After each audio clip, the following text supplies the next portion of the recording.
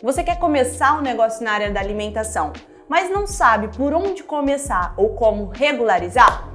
Então fica aqui com a gente, porque o podcast de hoje é sobre contabilidade. Para esse bate-papo, nós trouxemos hoje o Wellington Scriboni, ele que é diretor da Contabilês Contabilidade. Tudo bem, Wellington? Tudo bem. Seja bem-vindo. Prazer estar aqui com vocês, né? Primeiramente, queria agradecer, né, o convite de vocês e vamos tentar sanar as dúvidas, né? As maiores dúvidas que os clientes têm hoje, né? Bacana. Bom, gente, o Wellington ele tem 18 anos aí na área contábil e há 7 anos com foco especial na área da alimentação, né, Wellington? Isso. Há 7 anos a gente montou o nosso escritório, né? Então, a gente já trabalhou em outras empresas, né? Interno ali na área contábil e de 7 anos para cá a gente montou o nosso escritório e a gente tem o foco, né? O nosso nicho maior para essas empresas na área de alimentação. Então, hoje a gente atende lanchonetes, bares, restaurantes, né? Que é um dos focos que a gente tem, né? Além disso, a gente trabalha também com franquias, franqueadoras e outros tipos de atividade. Mas bacana. A alimentação é a que a gente usa mais hoje. Maior nicho de vocês, né? Bacana, Wellington. Então vamos lá. Pra gente começar, o que a gente gostaria de saber? A gente queria que você esclarecesse um pouquinho melhor sobre o que faz um escritório de contabilidade. O que ele faz para uma empresa? Um escritório de contabilidade, né? Ele cuida ali de toda a rotina da empresa relacionada ali na área fiscal, né?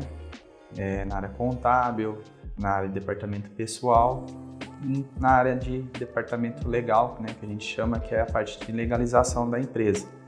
Então, passando por cada departamento, só para o pessoal entender, no departamento pessoal é onde fica, que a gente cuida da parte ali, folha de pagamento, funcionário, prolabore da empresa, né?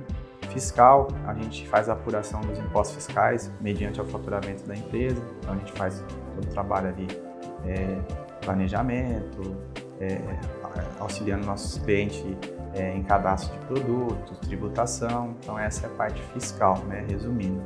E o contábil, ele cuida ali da parte de ativo e passivo da empresa, né? Então a gente analisa as receitas que a empresa teve, a gente concilia com as despesas, faz as apurações para ver se essa empresa está tendo lucro, está tendo prejuízo, né?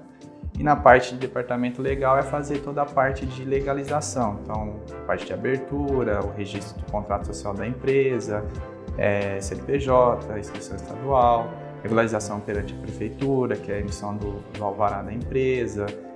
Na área de alimentação, né, tem a parte da vigilância sanitária, que a gente tem que estar emitindo ali, né, toda a documentação, seguindo, né, os procedimentos para ela ter autorização da vigilância sanitária, porque ela trabalha com alimentação. Enfim, cada área, né, cada atividade, ela tem uma obrigatoriedade específica, né? Então, o departamento legal, ele cuida dessa parte. Então, resumindo, é isso que hoje o escritório faz. Além disso, a gente tem outros tipos de trabalho que a gente faz, mas que é trabalhos de planejamento tributário, a gente tem um serviço de BPO financeiro que já não é relacionado ali à contabilidade, são serviços que a gente tem na nossa carteira, adicionais que a gente pode também oferecer para os clientes para ajudar ele nessa parte. Ah, bacana. Vamos lá então, Wellington. Um bar, um restaurante, uma lanchonete, precisa de um contador? Precisa, né, para poder tá analisando, né, números e está fazendo todo esse processo que eu falei agora, né, que a gente acabou de citar, dos departamentos. Lógico que, assim, dependendo do porte da empresa, se for uma empresa que hoje está começando, uma empresa, né, bem pequena, que é o proprietário, ele começa ali como uma MEI, por exemplo, a legislação fala que ele não é obrigado a ter um contador, mas o contador, se ele tiver um contador ali junto com ele, vai agregar bastante, né, na tomada de decisões e até mesmo um planejamento para crescimento da empresa. E aí, tendo o contador ali auxiliando ele na MEI, ele vai seguir alguns parâmetros e algumas dicas, né, que o contador vai estar passando e vai estar orientando ele para que ele cresça estruturado, né? mas não é obrigada a ele ter nesse começo um contador, né? Aí depende de cada situação. Tem clientes hoje lá que a gente abre a MEI, que eles falam, não, eu só quero que faz abertura, né? Então a gente faz abertura para eles. E tem cliente que fala, não, eu quero que você já desde o início já cuida para mim, para depois, quando eu migrar de MEI para ME ou EPP, que a minha empresa já esteja tudo, desde o início dela, já tudo escriturado, já tem um histórico, né, já dentro do escritório, já para a gente dar sequência. Então, isso depende, né, depende do lado do empresário, o que ele quer, né, se ele quer que tenha o contador ou não. Obrigado, no caso de MEI, não é. Para os outros tipos de porte, ME e EPP, aí tem que ter o contador, né, porque tem várias obrigações acessórias que tem que ser entregue, e que o contador ele tem que assinar como responsável ali. Ah, legal. Aproveitando esse gancho, principalmente que você mencionou aí, de quem está começando o negócio, vamos tentar entender melhor, porque eu estou aprendendo aqui com vocês também, tá? Eu estou pensando em abrir um negócio na área da alimentação. Qual categoria é indicado para mim? MEI, Simples Nacional, quais os tipos de regime indicado na área da alimentação? Como que funciona isso? O Simples Nacional, né, é um regime que foi criado, né, para as empresas que estão iniciando, e dentro dele já está a MEI também. Só que a MEI ela é diferenciada ali o tipo de como, né, é recolhido os impostos, né, então ela recolhe uma guia única. A MEI ela não tem um imposto sobre a emissão do documento fiscal, porque ele já recolhe sobre essa guia única. Então, assim, para quem está começando, vai depender tudo ali de como que vai ser essa empresa, né? Como que vai ser feito o planejamento. Se for para começar, né, uma pessoa só, talvez uma empresa familiar, o pai, o filho que está começando, se for uma empresa mais enxuta, ele pode começar ali como um MEI, para ele sentindo como que funciona uma empresa, para ele tentar já começar a entender o que é CNPJ e CPF, para ele já ir separando isso, porque são coisas distintas. Por mais que você é dono da empresa, sua empresa tem o CNPJ, você tem seu CPF, então não deve ficar misturando ali muitas coisas. Então, se a empresa for seguir com esse raciocínio, né, então você pode começar como uma MEI, né, que aí você vai começando ali a entender um pouco mais de como funciona a pessoa jurídica.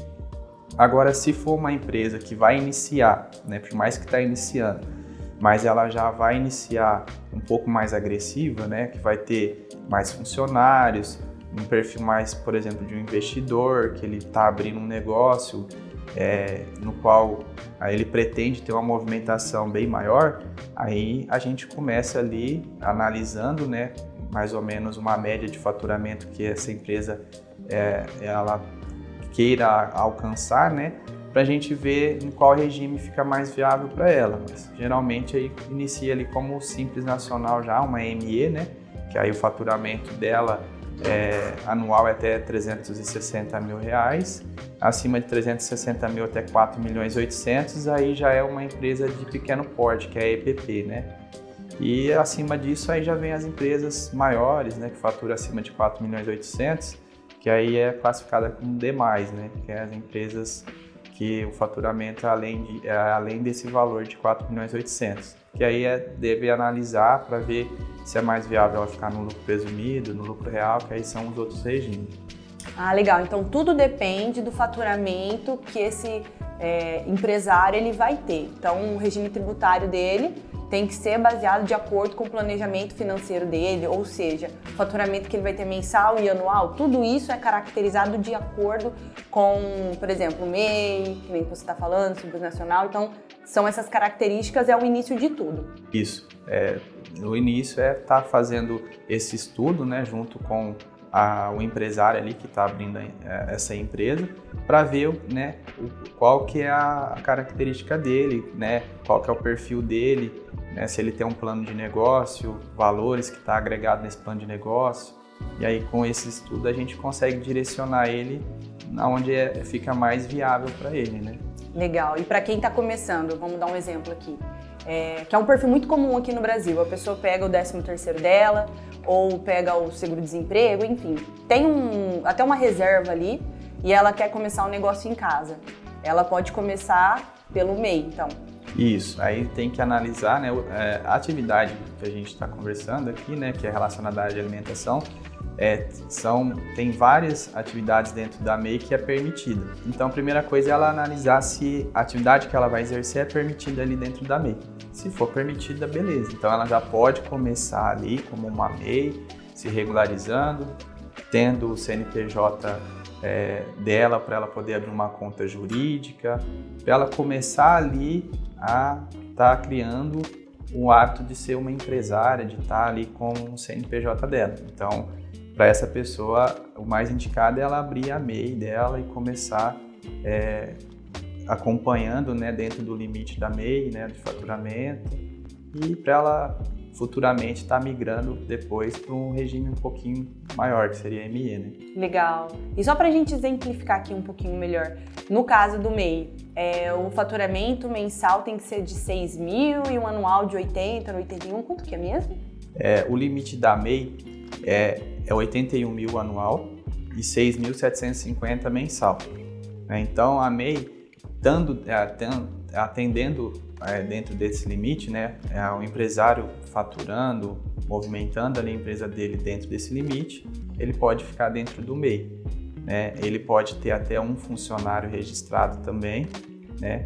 Esse funcionário ele pode ter o valor do salário dele, que é um valor de um salário mínimo, ou o piso da categoria. Então, por exemplo, o piso da categoria na área de alimentação é R$ 1.600. Então, ele pode ter um funcionário com salário até R$ 1.600. Se ele contratar um funcionário, mas que ele tem um só acima do piso da categoria dele, né, então aí já é motivo dele ser excluído da MEI. Então, tem algumas regras que tem que ser seguidas. E é nesse ponto que o escritório de contabilidade entra com orientação, com explicação, né? Isso. Até porque, por exemplo, quando abre uma MEI, se é só o proprietário, se ele não vai ter funcionário, né, é mais tranquilo ali para ele poder, se ele quiser, né, se ele optar em fazer sozinho. Mas a partir do momento que ele já tem um funcionário, já tem que ter ali alguém para poder fazer isso para ele, né, que é entregar as obrigações acessórias, porque o funcionário da MEI e o funcionário de uma empresa normal é a mesma coisa. Tem que entregar lá as obrigações, tem que fazer o cálculo da folha, tem que apurar se teve hora extra, se não teve para lançar, é recolhido fundo de garantia e tem que ser informado, né, para o órgão competente para gerar as guias de fundo de garantia. O INSS também tem que ser informado lá dentro do social para gerar as guias de INSS. O que muda são as alíquotas, por exemplo, de INSS para MEI, ela é diferente de uma empresa do Simples Nacional, uma ME, por exemplo. Então, assim, conforme vai aumentando ali o tipo de responsabilidade na empresa, aí a pessoa tem que estar procurando um profissional para ela não ter problema futuro, né? Aí gera multa, se não entregar no prazo, enfim. Bacana. Entendi. Tem certos problemas aí com a justiça, né? Isso. Se não seguir corretamente, se não entregar no prazo que está estipulado, a empresa pode ser autuada, né? Sim. Wellington, e muito se fala aí sobre os KNAIs, né? Eu queria que você explicasse pra gente o que é isso e quais são os indicados para lanchonetes, pizzarias, hamburguerias, restaurantes, né? Você poderia falar um pouquinho pra gente?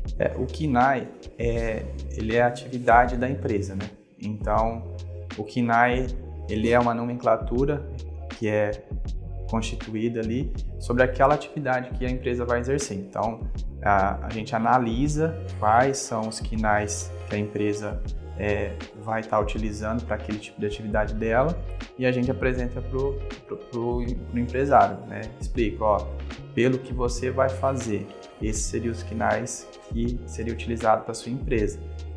E aí, junto com o empresário, a gente analisa se tem mais alguma coisa que ele quer incluir, porque o KNAI você pode colocar mais de um. Então, você vai colocar o KNAI principal e você pode colocar vários KNAIs secundários. Né? Então, por exemplo, para bar tem um KNAI específico, que aí tem bar com entretenimento e bar sem entretenimento. Então, dependendo se for ter, por exemplo, música ao vivo, alguma coisa assim, o KNAI tem que ser com entretenimento. Se não tiver, aí é sem entretenimento.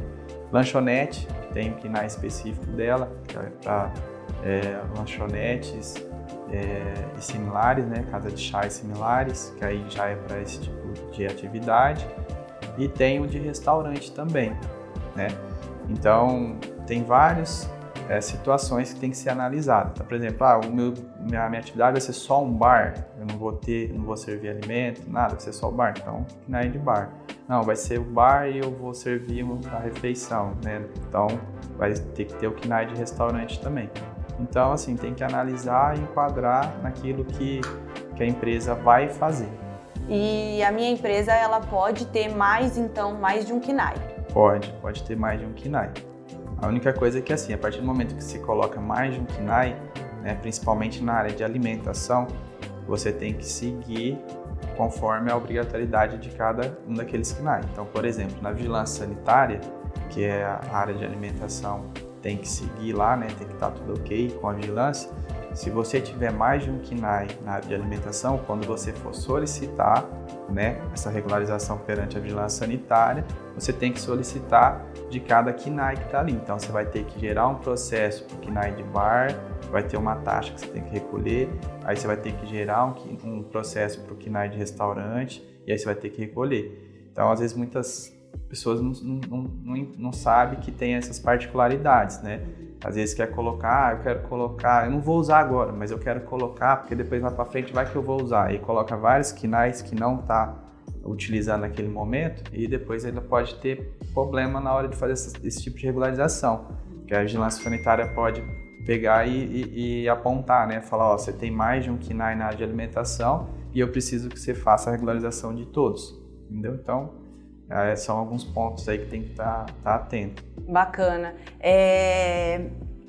E uma situação aqui que a gente gostaria de levantar, né? A gente está falando aí sobre contabilidade e tal, mas você poderia passar para a gente um valor médio para quem quer, né, começar com o escritório de contabilidade, para quem precisa contratar? Qual que é o valor médio aí que um escritório de contabilidade cobra para uma pessoa que quer buscar por esse serviço? Então, primeira coisa, tem que ver, né, se essa empresa, por exemplo, igual a gente estava conversando, se ela é uma MEI, né, e ela não tem contador e a partir de agora ela quer mudar ela de MEI, transformar ela numa empresa limitada, por exemplo, e dali para frente ela quer que o contador faça esse tipo de serviço para ela. Então são dois cenários. Primeira coisa é regularizar a documentação dela, né? Abrir a empresa, né? Fazer os registros na junta comercial, enfim, ou uma empresa que já está constituída, você fazer a transformação dela, mudando ela ali daquele porte, o porte seguinte. Então isso aí é um valor que é cobrado para fazer esses tipos de abertura, alteração ou até mesmo uma baixa de uma empresa, que varia de cada estado, né? Então, como esse registro ele é feito, geralmente a maioria deles é na junta comercial, cada estado tem as taxas que tem que ser recolhida do processo que você está tramitando ali. Então, tem as taxas e tem o serviço do escritório de contabilidade para montar esse processo. Então, varia muito de estado para estado, né? E o valor, geralmente, ele fica ali em torno de R$1.000 a R$1.800, entendeu?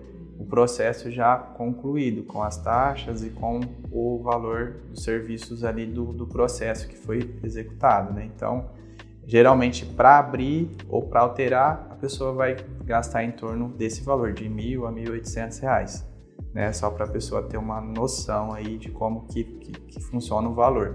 E aí, além desse valor, aí depois ele vai alinhar, né, com o contador dele o valor que vai ser cobrado mensal, né? Porque aí o escritório depois vai cobrar um valor mensal, que são os honorários contábeis, para executar os serviços lá que a gente conversou aqui, né? Que é a parte fiscal, folha, contábil, departamento legal, que aí é cobrado esse valor, é gerado um contrato, né? Onde é estipulado tudo certinho ali, o prazo de pagamento, o valor que vai ser cobrado mensal, quais são as obrigações do escritório, as obrigações do empresário com o escritório, né? E aí isso aí é alinhado ali direto entre o contador e o empresário. Aí cada um ali vai estipular, porque aí depende muito do volume de serviço que vai ter, quantidade de funcionário, enfim, para precificar o valor mensal. Não, legal, já deu para dar uma boa ideia, assim, para a gente entender melhor. E Wellington, o que a gente gostaria de saber também, qual que é o passo a passo para o cara que quer abrir um negócio na área da alimentação? O que ele quer fazer? Ele vai começar amanhã. Qual que é o passo a passo que ele tem que seguir? A gente tem, né, já definido no nosso escritório de como fazer esse processo de abertura quando algum empresário nos procura para fazer esse tipo de serviço. Então, assim, primeira coisa, a gente faz uma reunião e entende ali o que é o serviço que ele vai fazer, né, qual tipo de negócio que ele vai querer abrir.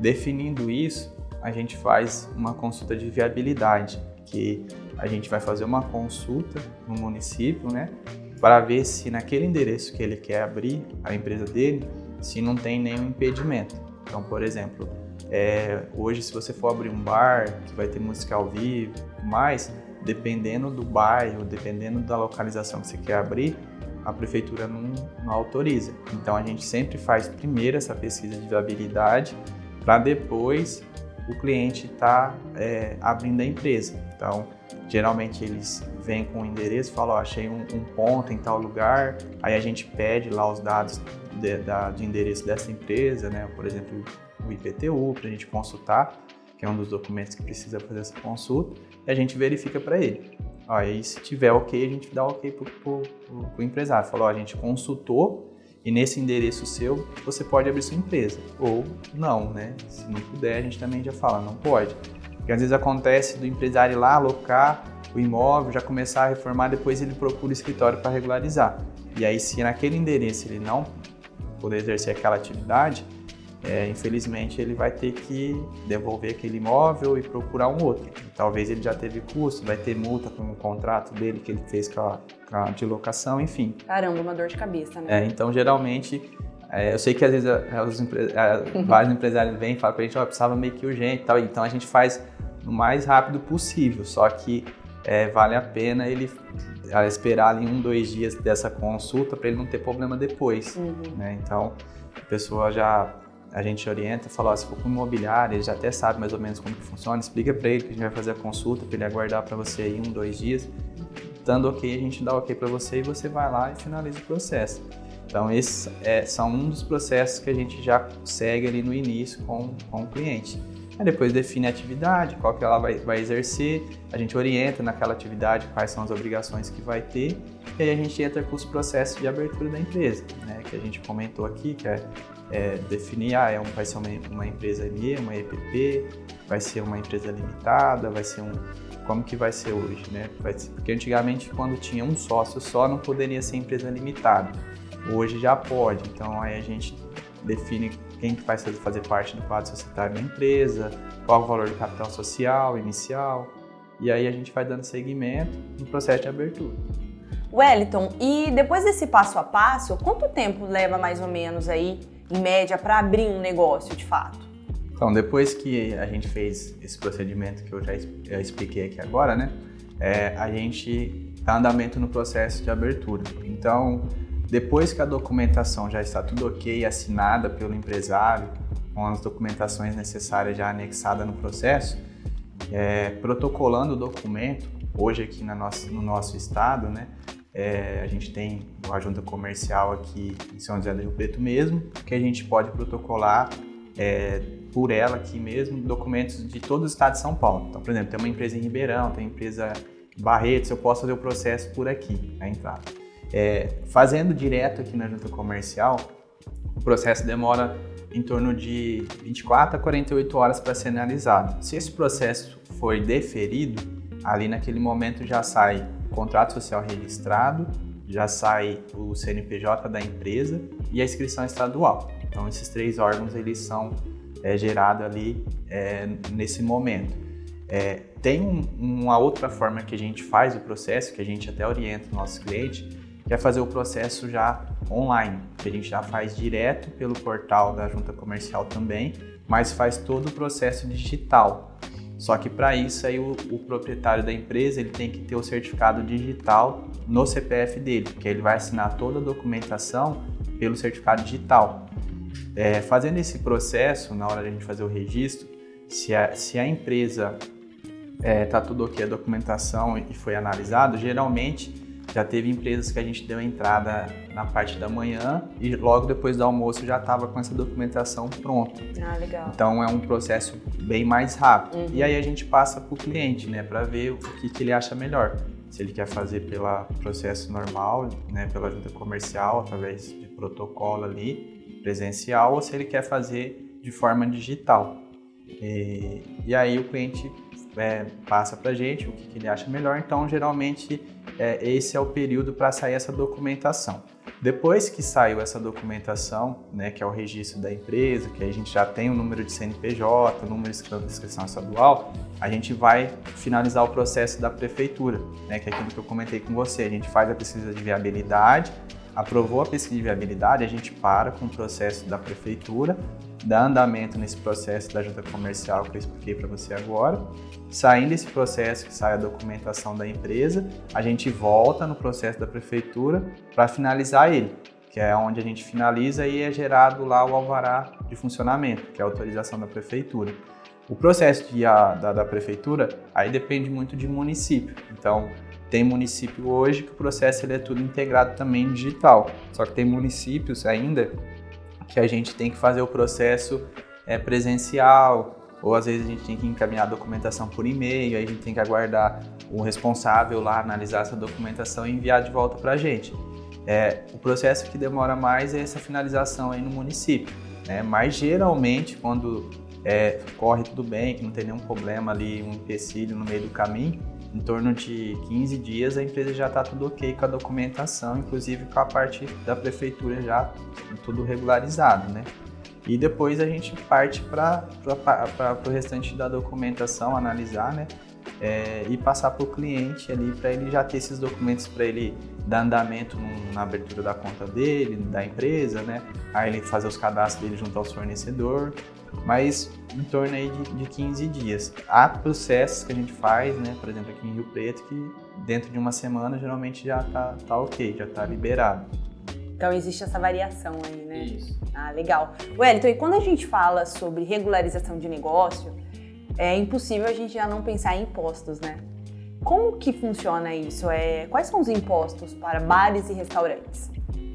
Os impostos depende do regime, né, que a gente tinha conversado. Então, se a empresa hoje, que é a maioria, né, no Brasil hoje, empresas que estão enquadradas no regime do Simples Nacional, esses impostos eles são recolhidos em uma guia única, né, que é a guia do Simples Nacional, que é a DAS, e lá dentro dessa guia já tem, né, os impostos lá, que é ICMS, PIS, COFINS, já está tudo incluído numa guia única. Então, o cliente vai pagar essa guia, e essa guia ela é baseada, o cálculo, com o faturamento da empresa e o anexo que ela está enquadrada. Então, o comércio hoje que a gente está aqui conversando, ele é do anexo 1, né? O anexo 1 do Simples Nacional, ele tem uma tabela.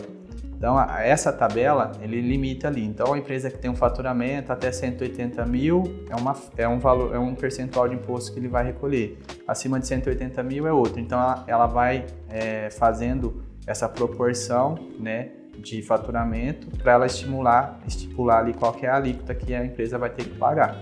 Então, a empresa que está iniciando, que ela tem um faturamento ali de uma média de 15 mil por mês, que vai dar os 180 mil no ano, ela vai começar pagando 4% de imposto naqueles produtos que, por exemplo, um lanche, que ela vai fazer uma porção, então ela começa pagando isso daí. Já nas bebidas, as bebidas ela tem uma diferenciação, porque a bebida ela já vem da indústria, né? Então a indústria já recolheu uma parte dos impostos e a empresa vai recolher os impostos mediante a legislação. Então, por exemplo, algumas bebidas frias que eles, né, estipulam por lei, ela não tem o ICMS para ser recolhido porque dependendo ali se foi comprado direto da fábrica já foi recolhido esse imposto. E também tem alguns produtos, né, algumas bebidas que têm isenção de PIS e COFINS. Então, assim, isso aí entra naquela situação que a gente conversou da gente fazer a análise, né, e o planejamento tributário da empresa. Então, assim, resumindo, a empresa ela começa ali com a alíquota de 4%, né, desses tipos de produtos que eu te falei, E geralmente para bebidas o imposto fica um pouquinho menor, dependendo ali de qual tipo de bebida que ela vai trabalhar, e aí tem que ser estudado isso aí para ver se ela tem alguma isenção de PIS/COFINS, ICMS, enfim. Mas inicia ali os produtos ali com 4 e as bebidas um pouco menos. E vocês buscam sempre assim, antes mesmo do empresário. Ele começou o negócio, começou toda essa participação com vocês, né? Vocês buscam orientá-lo sobre todos os impostos, né? Como que funciona assim? Sim, a gente, geralmente a gente faz, nesse momento que a gente tem a reunião com o cliente, a gente explica, né? Fala, a sua empresa, ela vai ser enquadrada, né, no Simples Nacional, ela vai seguir esse anexo aqui. Se você faturar uma média até 15 mil por mês, é essa faixa. Se faturar mais que isso, já parte para essa segunda faixa, até mesmo para ele se programar, né? Porque o que acontece? Às vezes acontece de vir clientes pra gente que ele era MEI, né? Então, assim, ele não estava acostumado a ter esses custos, né? De imposto, né? De ter que recolher esses impostos, porque ele recolhia uma guia única que é em torno de 60, 65 reais, depende da atividade, que era o imposto que ele recolhia. A partir do momento que ele muda de MEI para ME, né? Ou para EPP, dependendo do faturamento dele, ele começa a ter esses impostos que ele tem que ser recolhido. Então aí a gente explica, né, simula ali, ó, se você ficar dentro desse valor, você vai pagar uma média de tanto, explica para ele poder se programar, porque não adianta também a gente abrir empresa, ele não tá ciente disso, aí já no mês seguinte já vem a guia para ele recolher, ele vai ligar e vai querer saber o que é, então a gente já deixa bem claro para eles, explica para não ter problema. Legal. E quais são os erros comuns do dia a dia dos empresários que podem afetar a contabilidade, assim, deles mesmo, de bares, restaurantes? Então, o que é bem comum, né, é às vezes o empresário ele misturar muito ali a conta dele jurídica com a física. Então a gente sempre orienta, a gente conversa, explica e fala com o cliente, ó, tudo que você movimentar na empresa, movimenta pela conta da empresa, entendeu? Então, tudo que você vendeu, que vai entrar na conta da empresa, ali do seu faturamento, tem que entrar na conta da empresa, né? As despesas, as obrigações que você tem para recolher, as taxas que vêm, os impostos, você paga pela conta da empresa. Não misturar, porque às vezes a gente pega, às vezes, o empresário ele está viajando, às vezes ele está com o cartão da empresa e ele vai em algum lugar e usa o cartão da empresa e depois, para a gente justificar isso na contabilidade, a gente tem que entender qual motivo gerou essa despesa que vem em nome da empresa. Então, por exemplo, um representante comercial que viaja, então despesa com hospedagem, alimentação, isso aí faz parte, porque ele trabalha com isso. Agora, na área de alimentação, você ter um custo fora ali da tua realidade, aí já complica na hora da gente fazer a conciliação ali, né, bancária. Então, o que a gente sempre orienta é isso, separar, né? Mas a empresa é minha, tá? A empresa é sua, mas você pode ter a retirada ali desde que a empresa tenha como você fazer a retirada. Então, a empresa deu um lucro lá de R$1.000 ali naquele mês, ele pode pegar esses R$1.000, transferir para a conta dele física, e da conta física dele, aí ele paga as contas particulares dele, enfim, aí ele usa da maneira que ele quiser, entendeu? Às vezes acontece também, por exemplo, a empresa está no nome da minha esposa, só que eu trabalho lá junto com ela. Aí você vê saindo dinheiro da conta da empresa e indo para o marido, mas ele não faz parte do quadro societário da empresa. Então também fica difícil da gente justificar. São coisas que a gente sempre está auxiliando ali, conversando, para que fique uma contabilidade correta, porque senão você vai ter números ali que não é a realidade, entendeu? Então é importante eu separar a minha conta PF do meu CNPJ, porque inclusive eu posso ter problemas com a fiscalização, não é fiscalização, como fala? Isso. A Receita. Isso, vai ter problema com a Receita Federal ou até mesmo com o Estado, dependendo. Porque assim, em regra, né, falando assim basicamente, o que entra na conta da empresa entende-se que é uma receita sobre uma venda dela. E o que sai é alguma despesa que ela teve. Então, se entra algum dinheiro na conta da empresa que não foi de receita e que não foi do proprietário da empresa ali, que é o sócio da empresa que colocou, que, né, poderia entrar ali como um aporte, por exemplo, você tem que justificar. Tá entrando dinheiro que não é receita, que não é um aporte, do que é. E mesma coisa o dinheiro saindo, entendeu? Tá saindo um dinheiro da conta que você está passando para uma pessoa que não faz parte do quadro societário, essas despesas que você está pagando não tá no nome da empresa, é muito importante também estar no nome da empresa. Às vezes a pessoa, o aluguel lá do meu prédio está no meu nome, na pessoa física, minha conta de telefone está na física.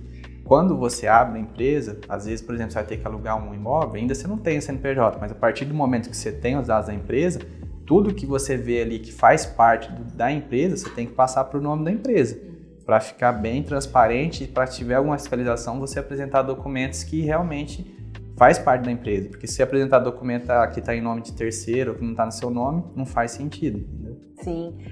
E caso eu abra um MEI e o meu faturamento é de 80 mil? 81. Anual? 81 mil anual. E se eu passar esse faturamento, o que acontece? Só, assim, um alerta, né, que o MEI ele tem esse faturamento, um limite de faturamento de 81 mil. Mas, por exemplo, a gente abriu uma empresa no meio do ano. Então, de junho de 2022 até dezembro, você tem ali praticamente 7 meses, 6 meses, né? Você tem que proporcionar esse faturamento. Então, você tem que pegar os 81, dividir por 12, multiplicar pela quantidade de meses que falta para terminar o ano. Então, por exemplo, a empresa que abriu ela em julho, o finalzinho de junho, ela vai ter que ter o faturamento proporcional, aí já não é 81, porque às vezes a pessoa abre a empresa e aí ela acha que eu posso faturar 81, é 81 anual. Se for proporcional aí, você tem que fazer os cálculos proporcional. Então, se estourar proporcionalmente ou dentro do ano mesmo os 81, ele tem um limite tolerável ali que se você chegar dentro desse limite, você paga o imposto sobre essa diferença e continua com o MEI. Se ela passar desse limite, a empresa é desenquadrada.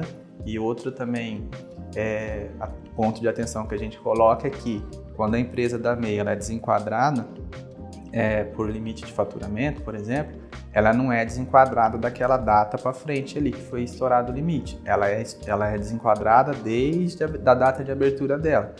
Então, eu tô com uma MEI faz 3 anos e aí estourou o limite meu. Ela vai desenquadrar com a data de 3 anos atrás. E aí a legislação fala que você tem que apurar os impostos que você faturou pela MEI desses 3 anos para trás até agora. E aí você vai recolher os impostos e vai recolher com multa e juros. Então, esse controle tem que ser certinho. E aí você tem que estar se programando para, se caso a empresa desenquadrar, você saber que tem essa regra, né? Para você não ter problemas futuros. Ah, legal. E falando justamente sobre isso, sobre declaração, é preciso declarar as vendas feitas pelo iFood? Aliás, tem como contabilizar o iFood? Sim, toda a receita que a empresa tem, né? Independente se é pelo iFood, se é sem dinheiro, sem cartão, toda a receita que entrou na empresa, o empresário está obrigado a declarar. Até mesmo por isso que as empresas, às vezes ela desenquadra ou ela vai para um outro regime, porque é analisado ali o faturamento da empresa. Então, toda a movimentação financeira que é mediante o faturamento da empresa, ele tem que ser declarado. Tem que ser declarado na declaração ali da MEI. Essa declaração, quando é MEI, ela é anual. Você declara ali o valor de faturamento que você teve naquele período. E aí você vai fazendo esse controle, né? Mensalmente, para na hora de chegar de fazer a declaração anual, você tem esses números para poder informar.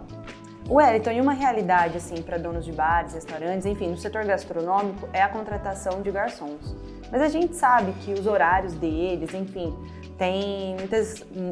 existem muitas particularidades aí. Como que funciona? Qual é a melhor forma de contratar, por exemplo, um garçom? Qual é a melhor forma de contratar o entregador? Em relação a essa questão de contratação mesmo, para quem atua na área da alimentação, quais são as melhores práticas que você indicaria para elas? Então, a área de alimentação, conforme você já citou, ela tem uns horários específicos, geralmente trabalha à noite, né? às vezes trabalha, dependendo da atividade, trabalha até às vezes de madrugada, enfim. Para esse tipo, a gente sempre fala com o empresário para analisar os horários que ele vai estar abrindo. Eu vou abrir das 6 à meia-noite, eu vou abrir das 6 às 2 da manhã. A gente vê qual que é a carga horária que ele vai precisar para que esse funcionário dele se adeque a uma escala que a gente define junto ao empresário. Então, geralmente, né, para a área de alimentação, a gente define ali junto com o empresário e sempre fica mais viável ele colocar aquela escala que é 6x1. Então, o funcionário trabalha 6 dias e folga no 7º dia. E dentro dessa escala, a gente coloca ali o horário que a empresa estipulou dentro da legislação, né? Então, geralmente é esse que é utilizado. Falando sobre garçom e sobre os motoboy, né? Hoje não tem um outro regime que você pode colocar um funcionário na sua empresa, né? Sem você ter futuro problema trabalhista, a não ser através da CLT, né, que tá registrando eles. Às vezes acontece, as pessoas falam, eu contratei, mas como freelance e tal, ou o meu motoqueiro, ele tem uma MEI, enfim, depende muito, né, porque todo isso aí, essa parte de trabalho que é considerado como autônomo, ou como até mesmo motoqueiro como uma MEI, tem que analisar alguns detalhes, ver se realmente ele só está prestando serviço ali naquele momento, se ele não tem nenhum tipo de vínculo com a empresa, entendeu? Se ele trabalha em outros lugares, por exemplo, o motoqueiro, ele tem uma MEI, mas ele presta serviço em outros lugares, aí, né, a gente analisa isso. Porque se ele está lá à disposição da empresa e ele tem horário para cumprir, ele tá como se fosse um funcionário mesmo, tem regras, tudo para ele cumprir, tem uma pessoa que orienta ele tudo que ele tem que fazer, já tá caracterizando, entendeu? Então, assim, a gente conversa, entende cada situação e se a gente vê que tem esse tipo de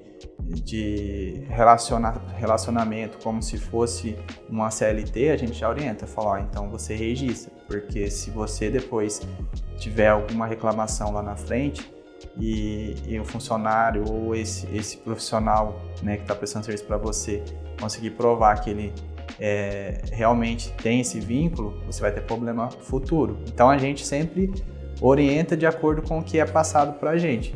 Por precaução, para não ter nenhum tipo de problema, seria registrar já ali de imediato qualquer funcionário que for trabalhar para você, independente da função. Mas a gente avalia tudo isso que eu te falei também, entendeu? Se realmente vai fazer sentido ele estar ali como um CLT ou se realmente ele é mesmo caracterizado como CLT. Uhum. Mas então quais são as possibilidades de um dono de restaurante contratar um funcionário como freela? O freelance, ele tem, assim, o pessoal fala quando não tem muito vínculo, né? Então, um final de semana precisei de uma pessoa lá que teve uma movimentação, vai ter um evento, eu já estou me programando que vai ter um movimento acima do normal. Aí ele vai contratar um freelance para trabalhar para ele naquele período ali específico, que não seja um período com frequência, porque se for com frequência já caracteriza, entendeu? Então, são esses detalhes que tem que analisar. Que ele pode ter problema depois, né? Como você mencionou. Não, legal. Isso faz parte da realidade, né? Sim. Do mercado, enfim. E para aquelas pessoas que começaram, por exemplo, com food truck, e aí depois elas cresceram um negócio e elas querem expandir para uma loja física. Como que faz essa mudança aí de atividade, o regime de tributação, como que funciona? Então, geralmente, quando a empresa ela está trabalhando ali, né? Esse empresário ele trabalha com food truck ou algum meio móvel, né? Que no caso enquadra o food truck aí que a gente está conversando, ele é dispensado de algumas obrigações. Então, por exemplo, se ele, né, tem um food truck, ele fala agora eu vou mudar para um ponto fixo. Aí a gente tem que analisar, né, como que foi aberta essa empresa dele, porque geralmente no âmbito municipal ele foi aberto ali para ele ser um vendedor ambulante, que eles falam, né? Um vendedor que não tem um ponto fixo, que ele vai em vários lugares, ele pode pegar o food truck dele e ir num evento que está tendo, ele pode estar parando em uma praça, enfim. Então ele não tem um lugar fixo, ele segue ali também as regras, né, legislação, né, até mesmo na parte da vigilância sanitária, só que ele não tem um ponto fixo. Quando ele muda para ponto fixo, tem que fazer essa alteração lá na prefeitura, falando que ele não é mais uma pessoa que fica trabalhando por meios móveis, né, que aí agora ele está trabalhando direto em um ponto fixo. Fazendo essa alteração, vai ter algumas obrigações que ele tem que cumprir. Por exemplo, hoje eu estou indo para um prédio, né, quando eu estava com o food truck, eu ficava móvel, né? Então eu não tenho, quando eu vou para o fixo, eu tenho que ter, por exemplo, o alvará de bombeiro do prédio. Então, assim, faz essas alterações, altera o endereço da empresa, porque geralmente quando é food truck, o endereço da empresa fica o endereço da residência da pessoa. E aí informa que ela trabalha por meio móvel, né? E quando você está indo para o ponto fixo, aí você já tem o endereço mesmo ali do teu comércio. Então aí você faz a alteração de endereço, né? Muda esse ponto de como que vai ser o atendimento para atendimento em loja fixa, né, mesmo. E analisa junto com o empresário, ver se tem mais alguma alteração que ele quer fazer, né? Para ver, você vai continuar com a mesma atividade, você vai mudar a atividade, você vai incluir alguma outra atividade agora que você tem um ponto fixo.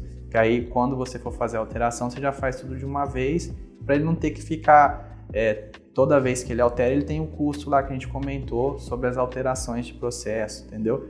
Então, já analisa tudo que tem ali para fazer e já faz de uma única vez.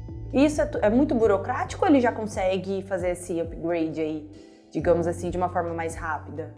Não, é tranquilo. A única coisa é aquilo que a gente conversou, né? Ele primeiro tem que passar para qual local que ele está indo, se a gente fazer aquela pesquisa de viabilidade para ver se ali ele pode, né? Naquele estabelecimento físico, tá atendendo com a atividade que ele quer exercer. Estando ok, a gente dá andamento no processo. Aí é aquele prazo que a gente conversou ali de máximo uns 15 dias para ele estar com toda a documentação dele. Mas, por exemplo, a pesquisa de viabilidade a gente já tem um retorno em torno de 2 dias. A gente passando para ele, lá tá ok. Ele pode já iniciar uma reforma, ele pode já ir montando ali a loja dele enquanto a documentação sai. Aí a documentação estando ok, ele tendo autorização da prefeitura, ele já pode abrir o estabelecimento dele para atendimento ao público. Acontece hoje no mercado de algumas pessoas atuarem como MEI e pelo fato de não querer pagar mais imposto, ela fazer de tudo para manter os custos dela ali conforme estipulado no faturamento. Compensa ela fazer essa manobra? Não, a gente não orienta, né? E a gente até, às vezes, quando alguém pergunta pra gente, a gente já até explica para ela os problemas que ela pode ter futuro. Então, assim, foi criada a MEI, né, para empresas que estão iniciando. Então, se você está ali iniciando, se enquadra dentro do limite da MEI, aí tudo bem você ficar ali dentro do limite da MEI. A partir do momento que você já não está mais atendendo ali os limites de faturamento, não adianta você querer ficar entregando valores diferentes daquilo que é a tua realidade, que aí uma hora você pode ter problema, né? Então, se essa pessoa ela for pega pela fiscalização, ela vai sofrer consequências, vai ter multa, ela vai ser autuada, e dependendo da situação, ela vai ter que até fechar a empresa dela, porque ela não vai ter condição de continuar com o negócio dela. Então, assim, a gente sempre orienta a maneira correta que a pessoa tem que trabalhar, para ela evitar qualquer tipo de problema, porque, né, igual a gente já conversou aqui, às vezes a pessoa pegou tudo que ela tinha, acerto e tudo mais, para abrir um negócio dela, tá acreditando no negocinho dela ali, e aí com isso ela pode ter problema futuro e perder tudo aquilo que ela investiu, entendeu? Então, assim, tem coisas que a gente já deixa bem claro que não compensa, então tem que ser feito da maneira correta. Wellington, e você já viu isso acontecer? Você tem algum caso para nos contar? Assim, aconteceu, assim, nunca presenciei, né? Mas a gente ouve aí falar que tem bastante pessoas que agem dessa forma, entendeu? Que às vezes não declaram o valor da maneira correta, entendeu? Às vezes usa máquinas de cartão em nome de terceiros, enfim. Só que é aquilo que a gente conversou, né? Que a gente falou agora. A pessoa ela está sujeita a riscos, né? Então ela tem que estar ciente que se tiver algum problema, ela vai ter que responder depois sobre o que ela está fazendo. Wellington, e vamos agora então para algumas perguntas para quem já possui um negócio, mas tem algumas dúvidas aí relacionadas à contabilidade, enfim. A gente elencou aqui as principais questões e eu gostaria que você nos ajudasse com isso, tá bom? Vamos lá! O que é preciso para emitir um cupom fiscal no estado de São Paulo, Rio de Janeiro, Minas? Vamos citar aí os principais estados. Para poder emitir os cupom fiscal, a primeira coisa a gente tem que estar configurando ali, né, o aparelho, que geralmente é o SAT, né, que o pessoal usa, e fazendo a validação dele. Então a gente entra junto à Cefaz, faz lá o processo de autorização. O SAT ele tem um número de série que vem nele, que a gente tem que vincular esse SAT com o CNPJ da empresa. Faz essa vinculação, o pessoal do sistema termina de fazer a configuração e aí geralmente já está apto ali para poder já começar a comunicar as informações ali das vendas com a Secretaria da Fazenda, que é a Cefaz, né? Legal. O que é certificado A1 e qual a importância dele para os donos aí de bares e restaurantes? Um certificado A1 é um certificado utilizado tanto para pessoa física como para jurídica, só que eles são certificados distintos. Então, se você quer um certificado para pessoa física, você faz certificado e toda a documentação que você for assinar como pessoa física, você assina com ele. E para a pessoa jurídica também é utilizado para poder autenticar e assinar a documentação da empresa ali.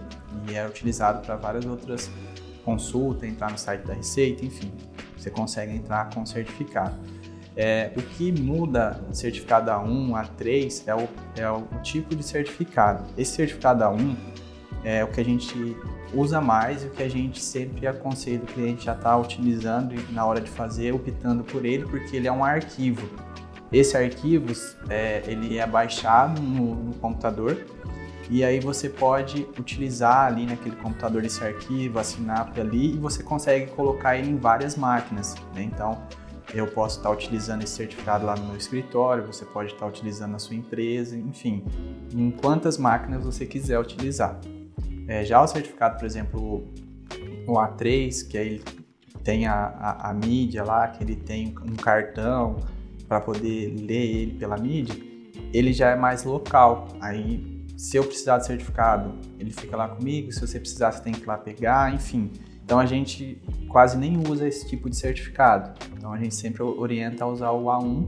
Ele é mais prático, né? Às vezes o cliente quer utilizar ali no dia a dia dele também, ele coloca na máquina pessoal dele, enfim. Então, esse certificado A1, a gente orienta e ele, geralmente, ele já tem a validade, né? Fala A1, porque a validade dele é de 1 ano. Então, a cada ano você tem que fazer a renovação dele. É só renovar e a gente faz a validação do certificado novo e aí passa para o cliente e ele pode utilizar normalmente. E como fazer a contratação do certificado digital? Então, o certificado digital hoje tem várias certificadoras, né, que fazem esse tipo de serviço. No nosso escritório hoje a gente faz lá mesmo, né, então o cliente passa para a gente encaminha essa documentação, o que precisa para fazer o certificado digital para a certificadora, só que aí é tudo por vídeo chamada. Então a gente passa para a certificadora disponibiliza para a gente uma agenda, a gente passa para o cliente, tem disponível esses horários aqui. O cliente ele escolhe um horário que ele quer, que fica mais viável para ele fazer o certificado digital. E aí naquele horário que ele definiu ali, a gente encaminha para ele um link que ele faz todo o processo através de uma videochamada.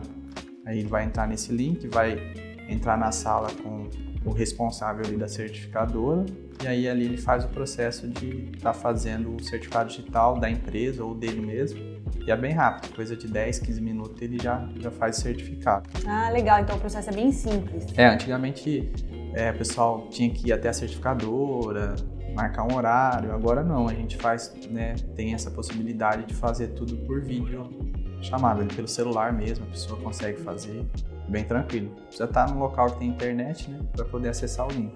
Bacana. E o que é token CSC? O token é um código que é gerado, né? Esse código é um código de segurança para que quando você faz uma venda e emite o cupom fiscal, o seu cliente ele consegue ler aquele QR Code que sai no cupom fiscal. Então esse token a gente libera ele, passa ele lá para o cliente para ter essa autenticidade. É uma segurança que o cliente tem e o cliente da onde está comprando ele também, ele consegue fazer essa leitura pelo QR Code. A gente pode dizer que é fundamental aí para o dia a dia dos negócios? É mais seguro, né? Ele não impede de você emitir o documento, mas, por exemplo, se você não tiver esse código de segurança, pode ser que o cliente vai ler esse QR Code e ele não vai conseguir as informações que tem no documento fiscal. Tá. E o que é contingência offline? A contingência offline, ela é um mecanismo que foi criado para que você não não tenha problema, por exemplo, se você perdeu a comunicação, de você ter que parar de faturar. Então, por exemplo, no mercado, que ele teve algum problema ali e ele está offline, ele não consegue finalizar o processo dele, que é enviar as informações das vendas que ele fez lá para a Cefaz. Então, tem essa opção offline para não ter que parar o processo, mas a empresa tem que depois enviar essas informações assim que o sistema dela voltar a funcionar, né, comunicar que você faz, ele tem que enviar essas informações para a Secretaria da Fazenda. Então é muito importante acompanhar, né, o processo, se teve algum processo que entrou offline, para depois essas informações ser enviado para a Cefaz. Você tem que confirmar se foi enviado ou não para não ter problema. É obrigatório ter? Isso aí, assim, alguns estados eles já têm essa opção justamente para isso que eu te falei, para o cliente não ficar sem ter que fazer a venda dele. Então, para ele não ficar com o sistema dele parado, aí tem essa opção para ele poder finalizar uma venda e depois ele tem esse prazo para enviar as informações lá para a Cefaz. Ô Wellington, e é possível compartilhar o aparelho SAT? O aparelho SAT ele é possível compartilhar, né? A gente fala que, quando alguém pergunta, a gente fala que sim, mas que a gente não indica, né?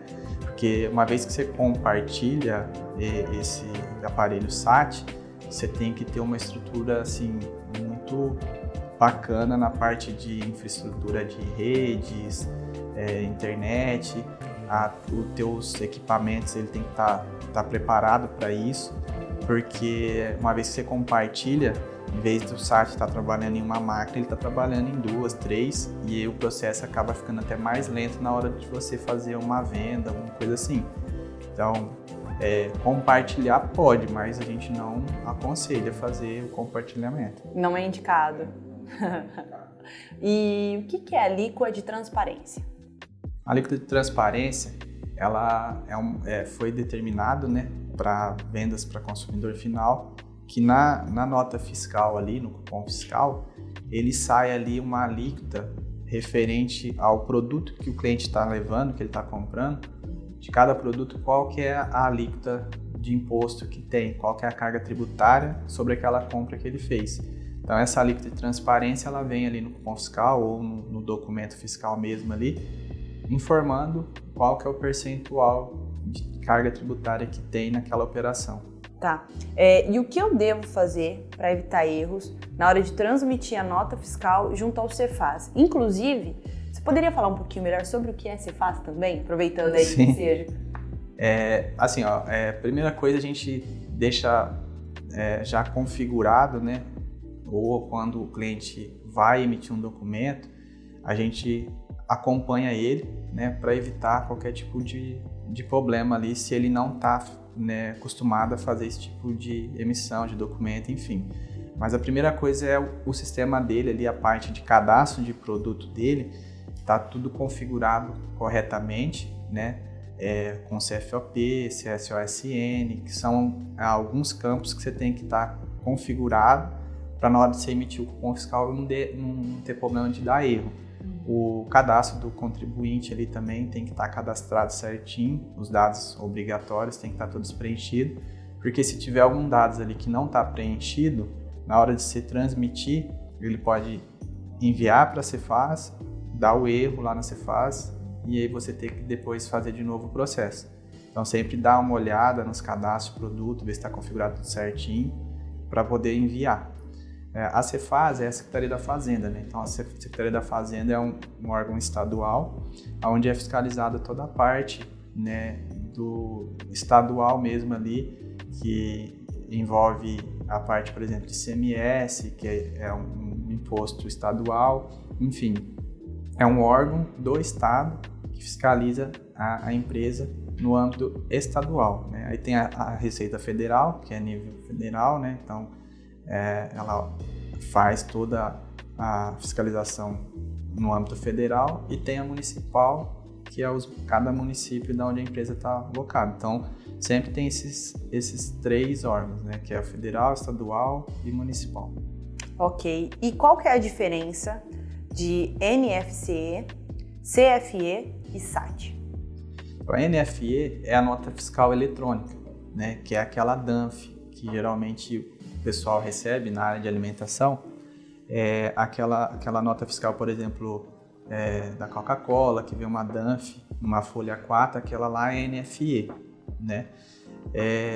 O cupom fiscal, né, que é o CFE, é o cupom que é emitido ali na hora da venda, que é direto no SAT, na impressora fiscal, né, que é transmitido pelo SAT, que é o sistema que transmite a informação, e ele sai o cupom fiscal.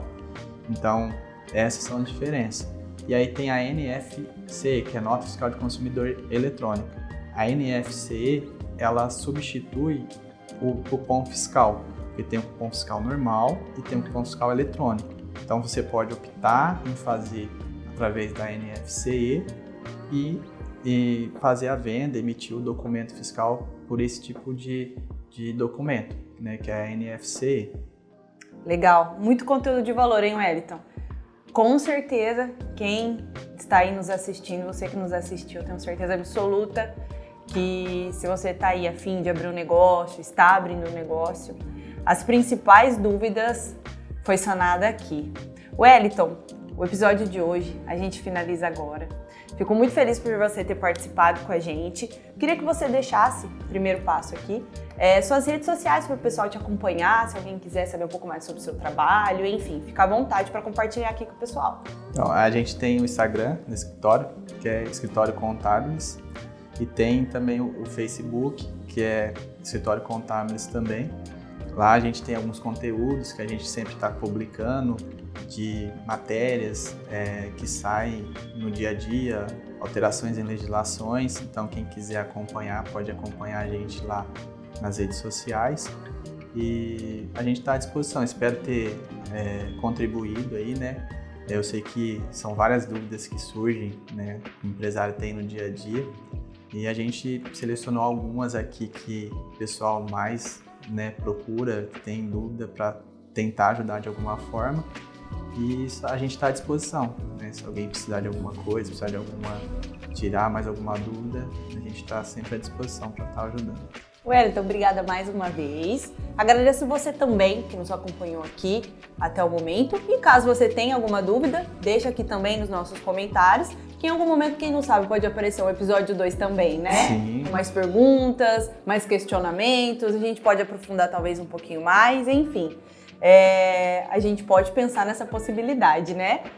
E o meu muito obrigado para você. Espero que vocês tenham curtido o episódio de hoje e até o próximo episódio.